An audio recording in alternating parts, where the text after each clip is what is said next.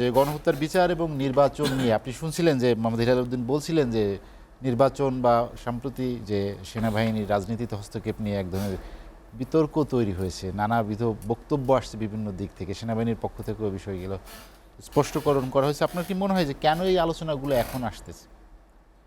ধন্যবাদ আপনাকে, আমি আলোচকদেরকে ধন্যবাদ জানাচ্ছি এবং আমি দুঃখ প্রকাশ করছি দেরিতে জয়েন করার জন্য। না, আমি জিনিসটাকে আমি ওই কেন অন্য আলোচনার থেকে আপনি প্রধান কেন্দ্রবিন্দু যেটা করতে চাই, আমরা যে অন্তর্বর্তীকালীন সরকারকে নিয়ে চলছি, আমাদের দ্রুততার সময় একটা নির্বাচিত সরকার দরকার, এটা হচ্ছে মনে রাখা দরকার। এখন অনেক সময় আমরা দেখতে পাচ্ছি যে নির্বাচন বিলম্বিত করার জন্যে, এটা একটা দিক, এবং নানা ধরনের সংকট তৈরি করার জন্য নানা ঘটনাকে কিন্তু সামনে আনা হচ্ছে, ইচ্ছায় হোক অনিচ্ছায় হোক।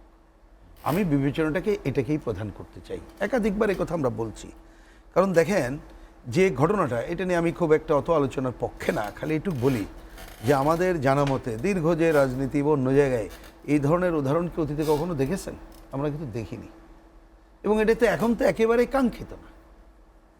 সেটা শুধুমাত্র মানে বাইরে থাকা যারা যারা অনেকে মনে করে সরকারের পার্ট, তারা শুধু করলো না, সরকারের মধ্যে থাকা উপদেষ্টারাও এই জায়গায় পার্ট নিল, যেটা একেবারেই কি বলবো যে অপ্রয়োজনীয়। শুধু না, এইটা তো যে ওত নিয়ে দায়িত্ব পালন করেছে সেইটাও যথাযথ হয়েছে কিনা সেই প্রশ্নটাও কিন্তু চোখের সামনে আসে।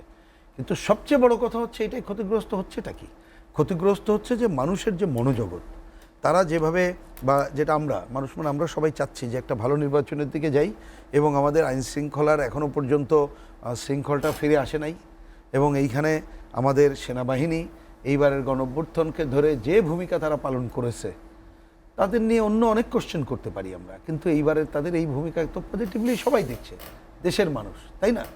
এবং তারা রাস্তায় থেকেও তাদের কাছ থেকে যে কঠোর অনেকে যে প্রত্যাশা করে, কিন্তু তারা বারবার বলেছে, অন্ততপক্ষে আমরা তো তাই শুনে আসছি, যে আমরা আমাদের কাজে ফিরে যেতে চাই, আপনারা দ্রুত একটা নির্বাচন করে আপনার জায়গায় যান। তাহলে এই আলোচনাটা আসতে পারে কি, ওই যে বললাম নির্বাচনকে প্রলম্বিত করার জন্য, অথবা আমি বললাম ইচ্ছে হোক অনিচ্ছা হোক নতুন ধরনের সংকট তৈরি করার আর একটা পটভূমি রচনা করার জন্যে, যেটা আমরা পরিষ্কার করে বলে দিতে চাই। আজকে যেদিনে আপনি আলোচনা আজকে করছে, আজকে কিন্তু 25শে মার্চ, এটা সেই ভয়াল কাল রাত। জি, মনে আছে যে সেই আমাদের যে গণহত্যা সংগঠিত হয়েছিল, আমরা মুক্তিযুদ্ধ 26শে মার্চ স্বাধীনতা ঘোষণা করে এটা অস্ত্র হাতে নিয়ে কিন্তু আমরা যুদ্ধ করেছিলাম, এবং সেই 71-এর যে মুক্তিযুদ্ধ, সেই যুদ্ধের যে মূল চেতনা, সেই চেতনা বাস্তবায়িত হয়নি। ক্ষমতাসীনরা অনেক সময় তার স্বার্থে ব্যবহার করেছে, কিন্তু ওইটা বাস্তবায়ন করতে পারেনি বলে সেই গণতন্ত্রের আকাঙ্ক্ষায় 90-এর গণঅভ্যুত্থান করতে হলো। 24শে গণঅভ্যুত্থানের সাথে কিন্তু বৈষম্যহীন সমাজের কথা বলা হলো, যেটা আমাদের মুক্তিযুদ্ধের চেতনার সাথে সম্পূরক।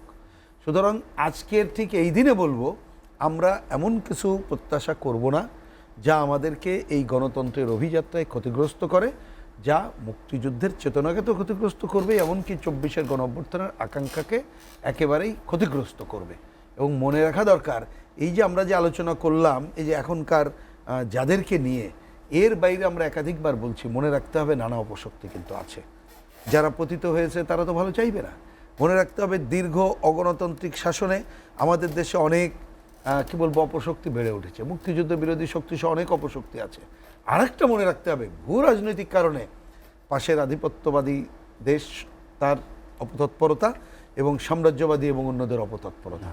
আপনি আমাদের রোহিঙ্গা এই অঞ্চলকে ঘিরে নানা ধরনের ঘটনা, তাহলে তারা কিন্তু কি চাইবে, এটা আনস্টেবল সিচুয়েশন চাইবে।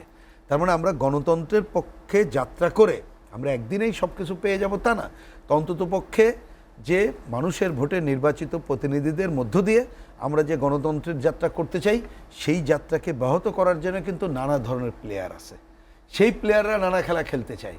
তা আমরা কেন তার কিরানক হব? আমরা কেন বুঝে হোক না বুঝে হোক তার পার্ট হব?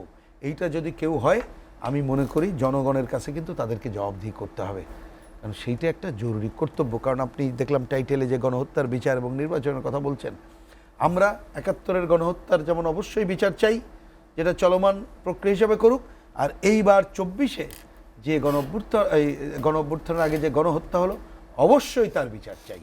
এবং আমরা প্রথম দিন থেকে কমিউনিস্ট পার্টি বাম জোট বলে আসছি, বিশেষ ট্রাইব্যুনালে এই বিচার জরুরিভাবে করা দরকার। এখনো পর্যন্ত হচ্ছে না আমি তা বলবো না, শুরু হয়তো হয়েছে, কিন্তু দৃশ্যমান অগ্রগতিগুলো কিন্তু আমরা দেখছি না।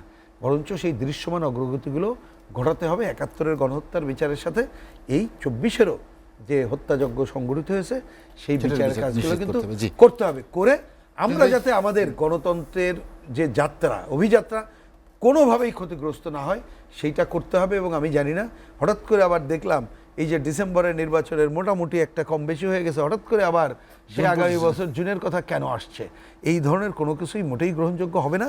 এবং আমি মনে করি যে এই যে সংকটগুলো আরও চোখের সামনে আমরা দেখছি, এই সংকট উত্তরণের একটা অন্যতম পথ হচ্ছে দ্রুততার সাথে ভালো নির্বাচনের জন্য যা যা সংস্কার করা দরকার ওইটা করেই নির্বাচনের আমরা একটা বিরতি নিতে চাই।